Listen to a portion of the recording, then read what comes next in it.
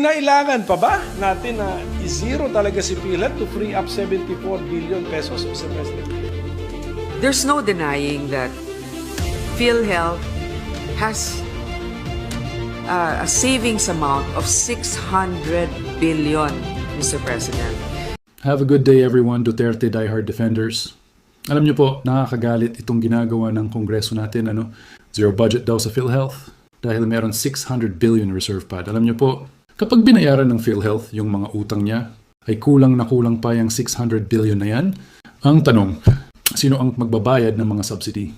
Para sa mga kababayan nating mahihirap, walang trabaho or PIS mga seniors, yung premium po nila sa PhilHealth, ang nagbabayad po niyan ay gobyerno, na galing sa tax na binabayaran naman natin, at galing sa tinatawag na sin tax, galing tabako at sugary beverages. Pero at nakasaad kasi din po yan sa batas, na dapat automatic ay binibigay yan sa PhilHealth dahil